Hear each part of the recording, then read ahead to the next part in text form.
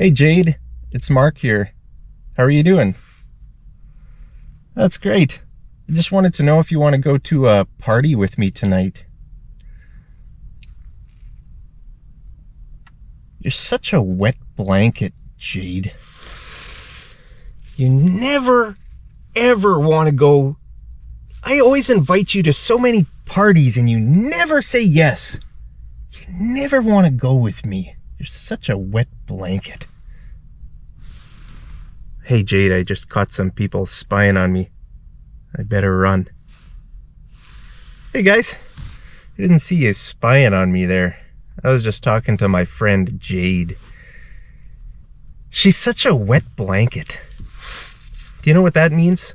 A wet blanket? A wet blanket is a person who just... Let's look at what Google has to say about wet blanket. What's the definition? What do you think it means? Right? I think you know what it means. Let's look it up on Google. Okay.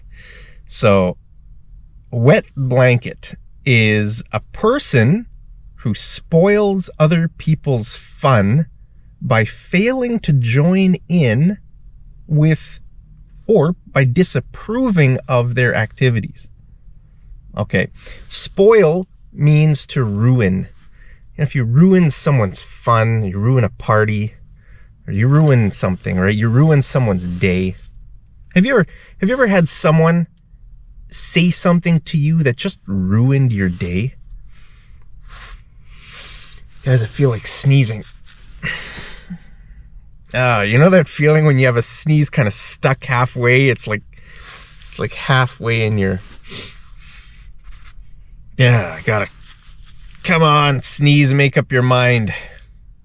Make up your mind. That means decide. Make a decision. Make up your mind. I want the sneeze to either come out or to go away. So I'm telling my sneeze, make up your mind.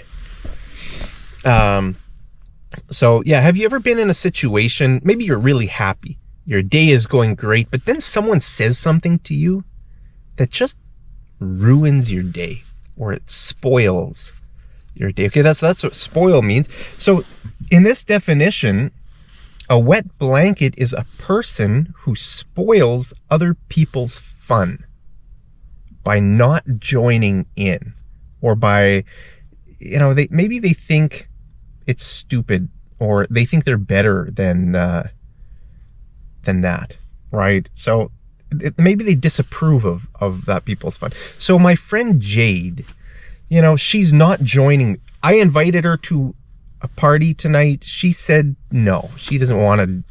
It's a waste of time. She thinks partying is a waste of time, right? So I called her a wet blanket. That term it's suitable, right? You can understand why that is. Because just imagine sleeping under a wet blanket. Imagine you're getting ready for bed. It's been a great day. It's been a long day. You're tired, and now you're ready to climb into bed and just enjoy a nice sleep. And you get into bed and you pull over the blanket and it's like a wet blanket. Your blanket is wet. It would just ruin everything. What would you do in that situation?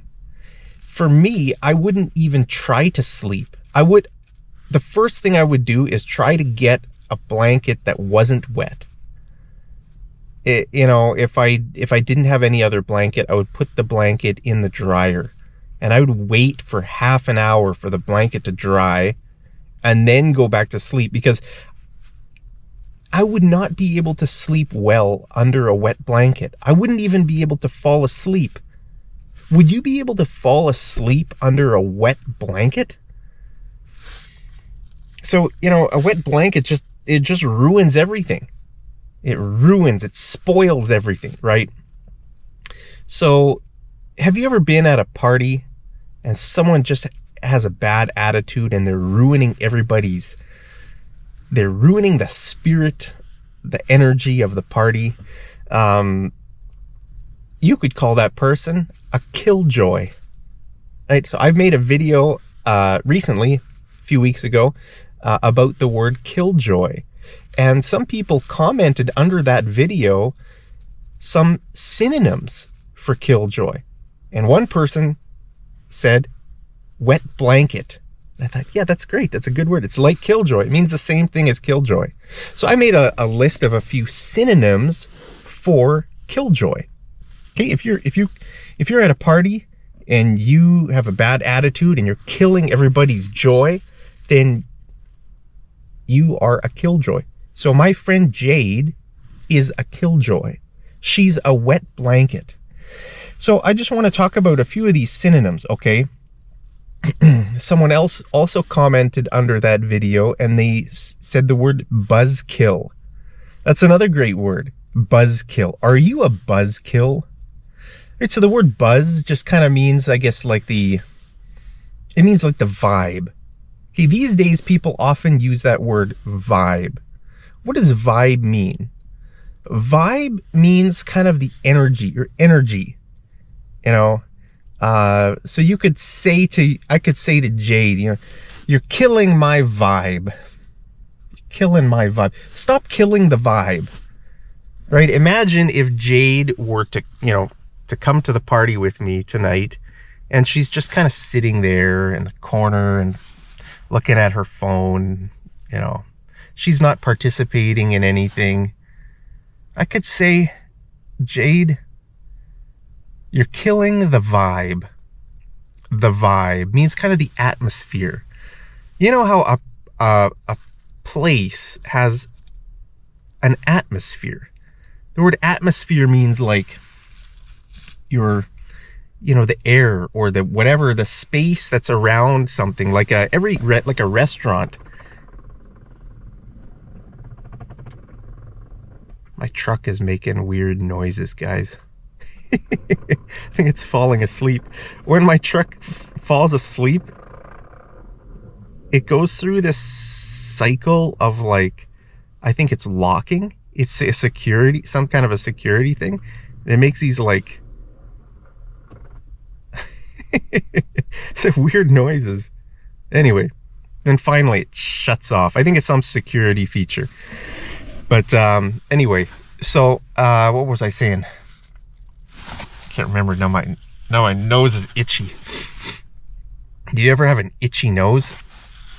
It must mean you're thinking of me. Sometimes people say if you have an itchy nose, it means someone is thinking of you. Do you have the same expression in your culture, in your language? If you have an itchy nose, does that mean someone is thinking of you? Maybe you're thinking of me. So thank you guys so much. I wish I could smash like on your videos. Let me know if you have a YouTube channel. Post it down there in the comments so I can watch your videos and smash that like button. Thank you guys for always smashing like and for leaving nice comments and for all your support. I really appreciate that. So yeah, a buzzkill. Like if you kill someone's buzz, I guess, buzzkill. That means it's like killjoy. You're killing the joy, except in this one, kill is the second part of the word, and with killjoy, kill is the first part of the word. English is kind of weird sometimes, right? It's killjoy, buzzkill, same meaning. You're killing the vibe, you're killing the atmosphere, the party. Like I was saying, every place has a certain atmosphere. Okay, like a restaurant might have kind of a, like if you go to a really expensive restaurant, like a fine dining experience, that restaurant will have kind of a certain atmosphere that is a lot different than, let's say, McDonald's. If you go to a McDonald's, that has a certain atmosphere. If you go to, I don't know, maybe like a Mexican restaurant with some upbeat music, like, Spanish music. I love Spanish music, guys. It's guitar and like the rhythm, the different percussion instruments. Percussion means like drums or any kind of rhythm type of instrument. What are those called? The chuckas? No, I don't know. What's that? The shaker. What's that shaker thing called? That's a percussion instrument. I don't know. Something like the word chuck.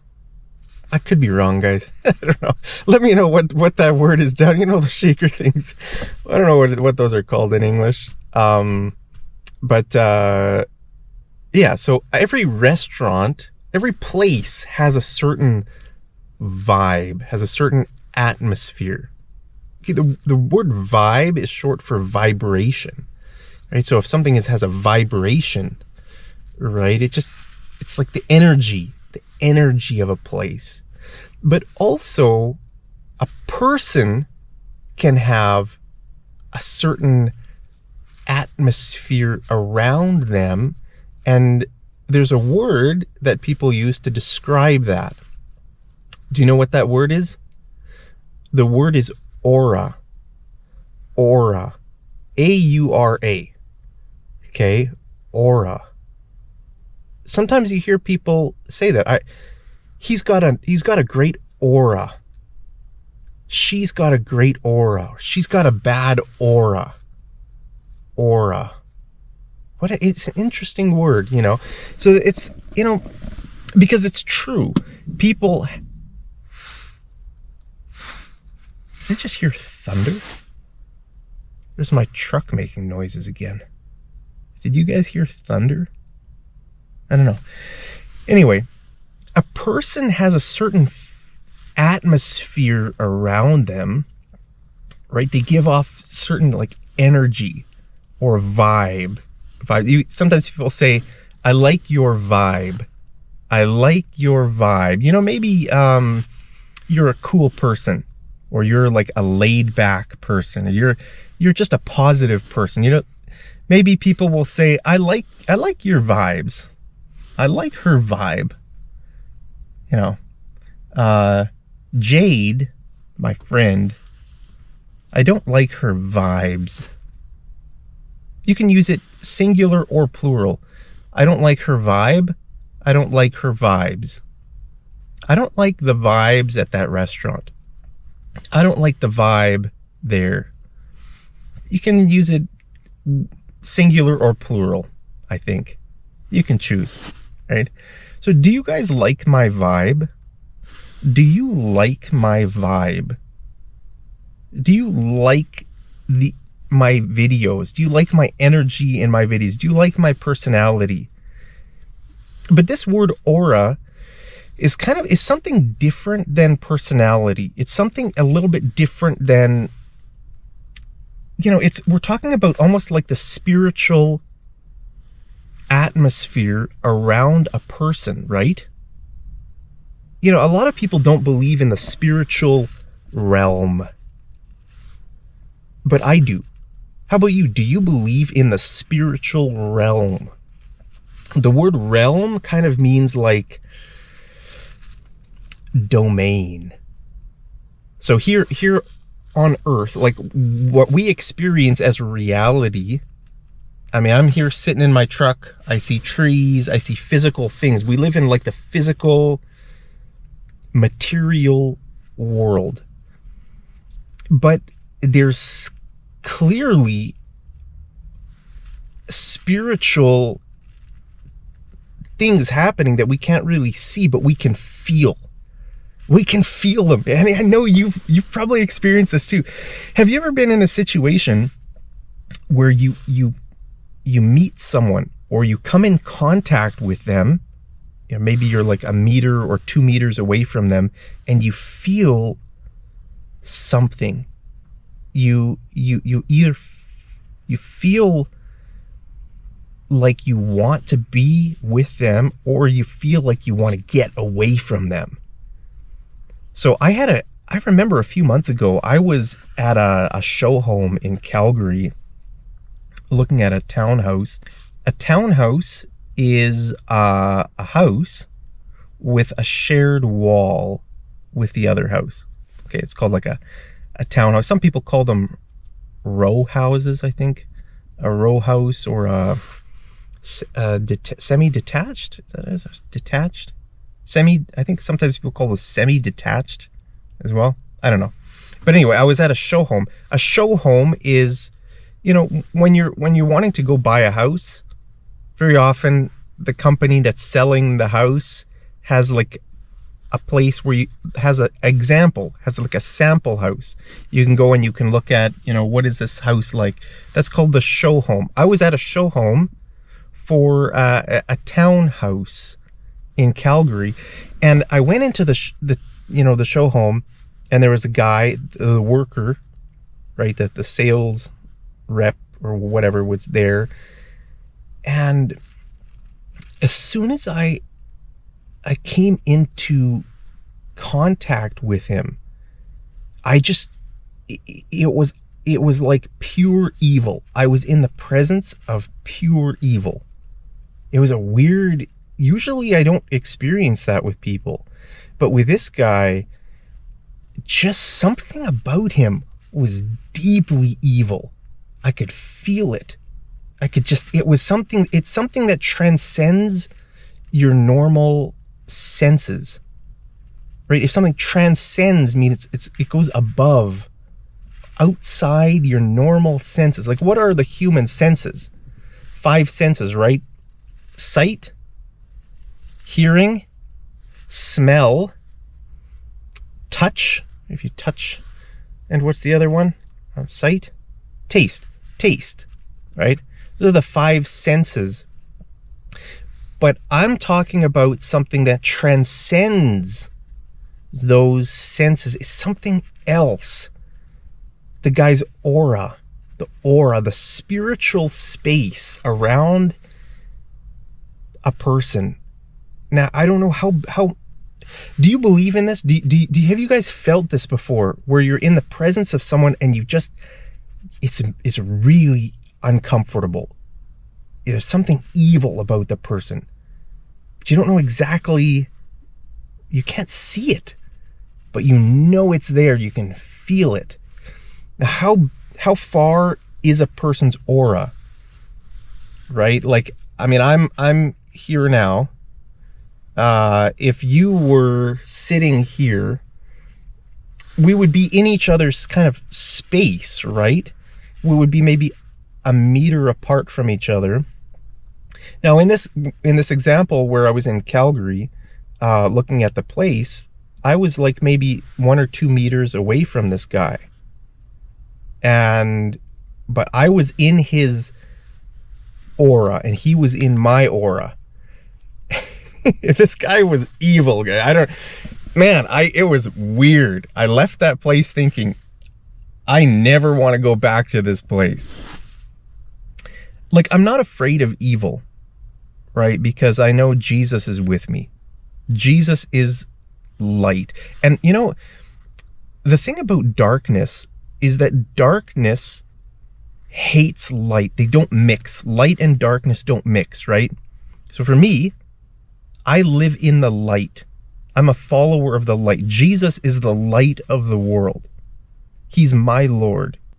It reminds me of a verse in the Gospel of John. It says, the light shines in the darkness, and the darkness has not overcome it. Right? So darkness, it just hates light, but light wins. Light wins. So, you know, I'm a follower of Jesus. And so I walk in the light. My life is full of light because I have Jesus. Now, that guy I interacted with, he must have been a worshiper of Satan. He must be a follower of the darkness, living his life in darkness. And I'm sure my presence made him really uncomfortable. It probably, and you could tell it was making him uncomfortable. I could tell he didn't want anything to do with me. He didn't want anything to do with me, and I didn't want anything to do with him, because he was just dark. He was evil. Have you guys ever experienced this? I think you have. Like, let me know in the comments. Let me know down in the comments. I'd be interested to know, was there a situation in your life where you were in someone's presence and you just felt darkness, real spiritual darkness that transcends it transcends your normal senses, right? It's weird. So, you know, a word that people use to talk about that is aura. Okay, so I didn't like that guy's aura, and he sure as hell didn't like my aura, right? So we just don't make, I'm never going to go back there. I'm not going to buy a house from that guy because he's really evil. Probably, you know, he's a liar, a deceiver. You know, sometimes you know something, not all the time, but sometimes you know something about someone before you even, you know, before you even get to know them. You feel it. So I could feel that guy was a liar. He was a deceiver. He was just an evil guy. So like I said, I'm not afraid of evil, but man, it's nobody likes darkness, right?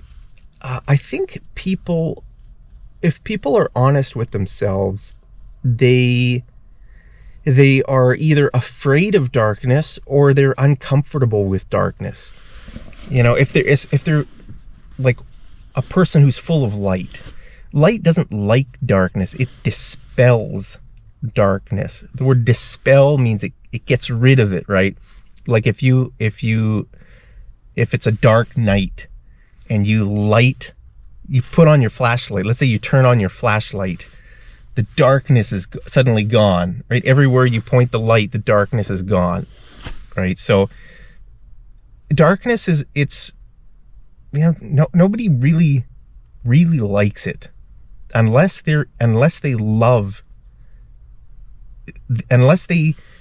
somehow it hides what they're doing. Right? Because people, you know, most evil in the world is done in darkness.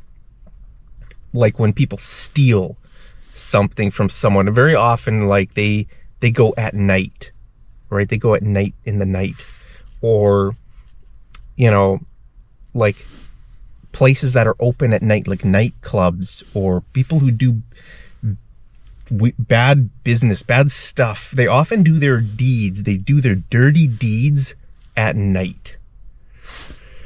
So, are you a child of the night? A child of the night. That kind of means you're, you know, you're kind of evil, right? Or are you a child of the day? I am a child of the day because I like being in light. Although I have really bad insomnia, so oftentimes I'm awake at night, all night. But anyway, I would say I'm a child of the day because I love daylight.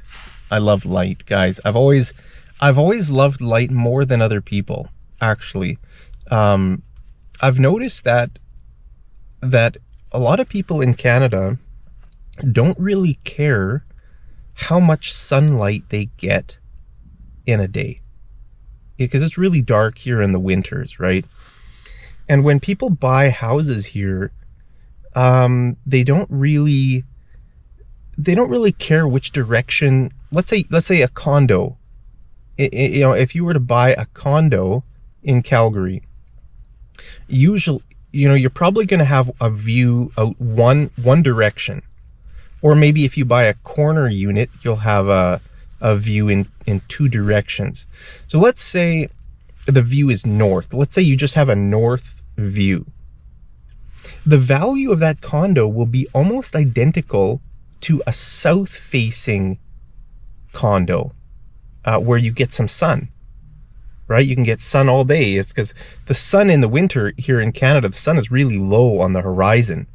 Kind of rises and then it goes up a little bit and then down. The sun is not up there. It's not a nice bright sun up there. It's like over there, you know. It's kind of, so it can be really depressing here in the winter. For me, I get really depressed when I don't have enough sunlight. But I've noticed that most people actually don't really care about that. So the value of a south-facing condo is almost identical to a north-facing condo. It might be a little bit different, like maybe might be a bit of a premium, you know, like maybe $5,000 difference or something like that, but it's not a huge amount. And a lot of people don't even consider light when they buy a house. But for me, that's literally the most important thing. Like, I've had to live in places, in basements, underground in my life where I've had no light all winter. That is so depressing, guys. I suffer very, very badly from winter depression. It's also called SAD, seasonal affective disorder. And you can buy lights called sad lights, or they're also called happy lights. But it's a light that you can, you know, buy, you can put up in your house or whatever. That is, well, it's supposed to mimic daylight, right? Like the word mimic means to copy, right? So these lights that you can buy, and I have one in my condo. Okay, so it's a light that when you look at it, it kind of makes your brain think it's the sun. It makes it, it gives you a little bit of, I don't know, the feeling that it's light outside, it's daylight or whatever, right? So, yeah, so for me, if I ever like consider buying a house, like that's why actually I love the idea of owning a house. I've never owned a house in my life, like a real house, like where you have 4 walls. And the reason I like the idea of owning a house is because you have windows on 4 sides and you'll at least be able to get some sun from somewhere, right? Like maybe you have a big house on one side and another, maybe your neighbors have big houses, right? And it blocks quite a bit of the sunlight. But if you have a normal house in Canada here with 4 walls, you'll have maybe you'll have like a front window and a back porch or a deck in the back where you can go sit in, or maybe some big windows, and you may have some windows on the sides. You're going to be able to get some sunlight from somewhere. But if you have a condo that's just facing north, you literally will not see any sun all winter. None. The only way you'll be able to get sun is if you leave your condo. Condo and apartment mean the same thing, right? So you have to leave your condo. Maybe you'll have to sit in your car. And I've done that many times, many years, many winters. I've just gotten in my car.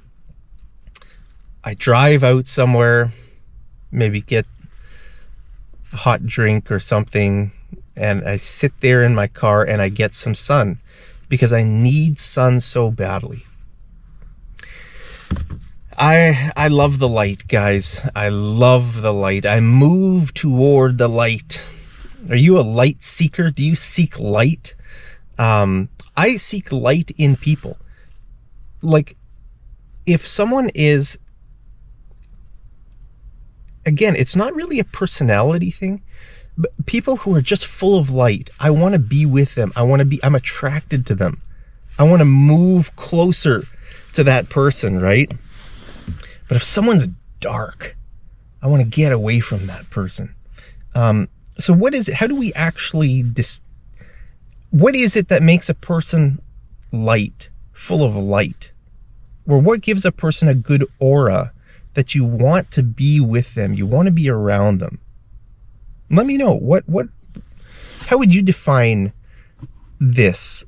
Like, what is it about a person that makes you want to be with them? Is it just their personality? Or is it something spiritual?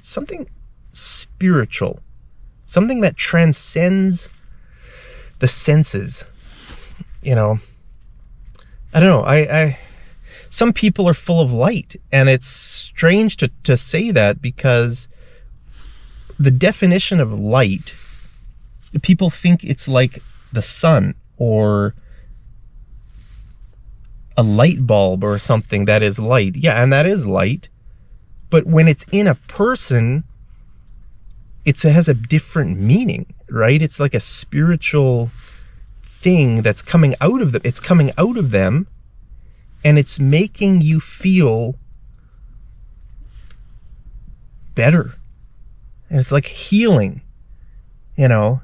The sun is a healing thing. I love just sitting in the sun.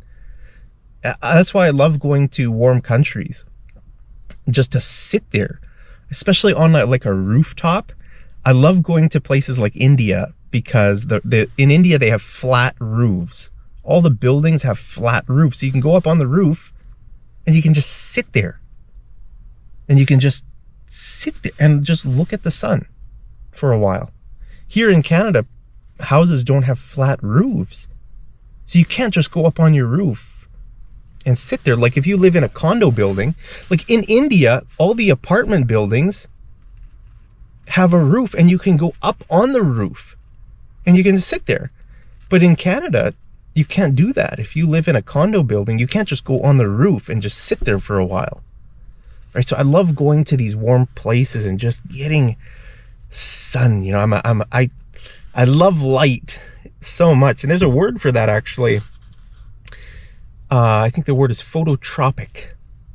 Phototropic. It means a person or an animal or something that seeks light. Like, you know, if, you know, have you ever like left your light on at night? Like an outdoor, let's say you have a porch light outside your house and you leave it on at night. In the morning when you wake up, you look outside and there's those moths all around the light. Moths and maybe other kind of insects. Why? Because moths are phototropic. They seek light. They seek light. They want to get to light. But other animals, they avoid light. They hate light. They want darkness, like moles, for example. Moles live in the ground. I don't know if I've ever even seen a mole. In my whole life, I don't remember seeing a mole, because they don't like light. They just live underground their whole life. I don't know how I would ever survive underground. Guys, that would be so depressing. Oh man, I'm not a mole. Okay, if I could be any animal in the world, it would not be a mole. Now, how about you? If you could choose to be any animal in the world, would you choose to be a mole? That would be the last animal I would choose to be. I would choose to be a moth. Moth. I'd probably be a moth, because moths are phototropic. Let me just see. Is that actually the right word? Let me look up this word, guys. I may be telling you the wrong thing. It's not a normal English word. Phototropic. What does phototropic mean? Going toward the light. This definition says going toward or away from the light. I don't know. Taking a particular direction under the influence of light. I don't know.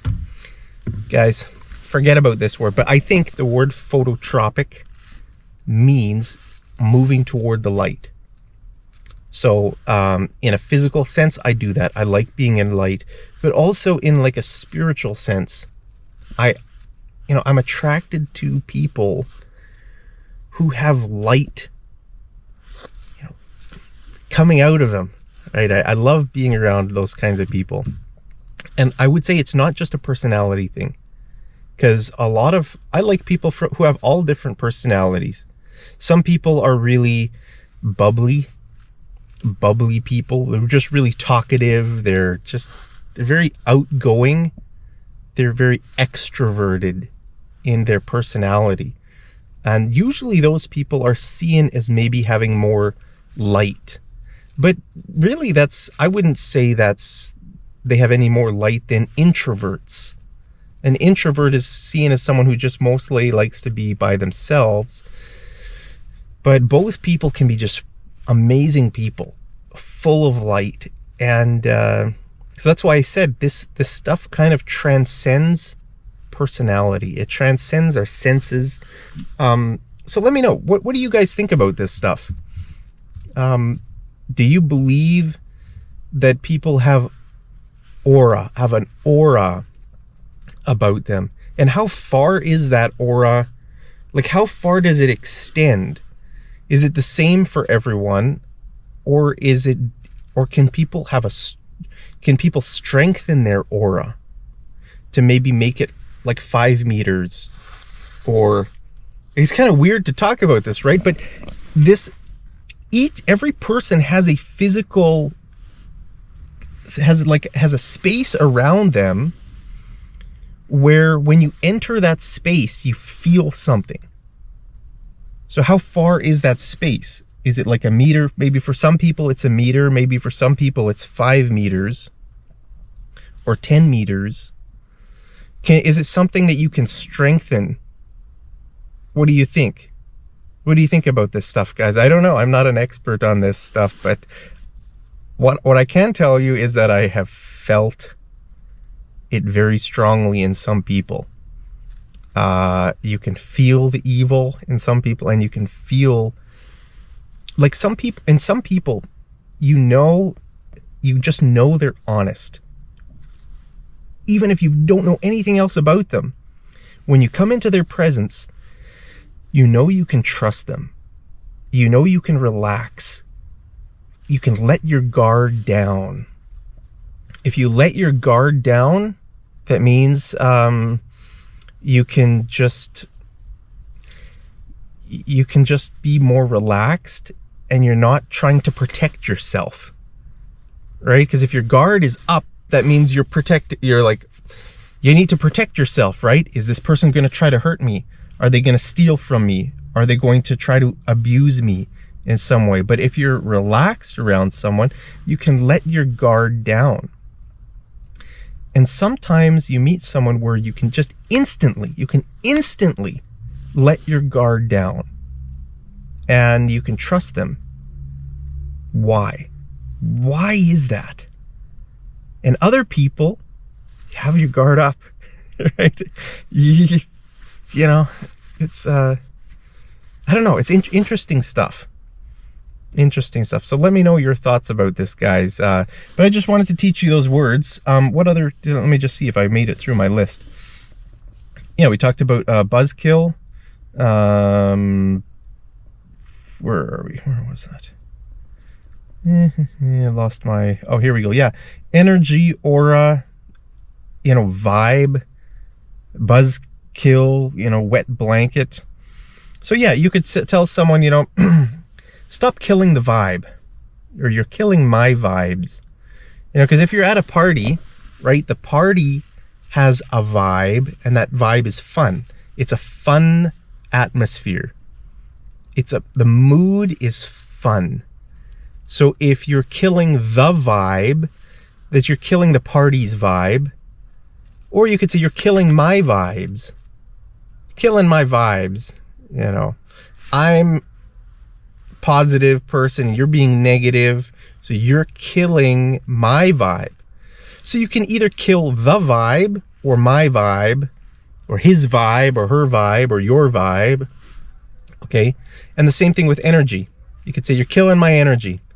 You're killing the mood. You're killing the energy of this party. All right? Stop being a buzzkill. Stop being a killjoy. Stop being a wet blanket.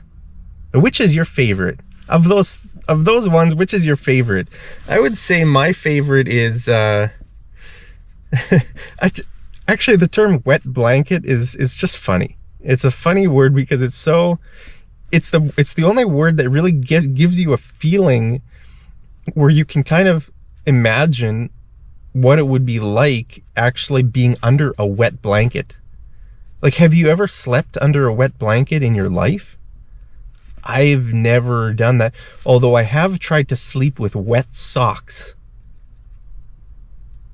Not intentionally, but like, let's say you're hiking somewhere and you spend the night out in the mountains and your feet are wet, maybe from, like, let's say you walk through a river and your feet are wet. So your socks are wet, your feet are cold, and you're trying to sleep. What do? Let's say you don't have any extra pair of socks. Would you take your wet socks off and just sleep without socks? Or would you keep your wet socks on? I don't know, probably doesn't make any difference, right?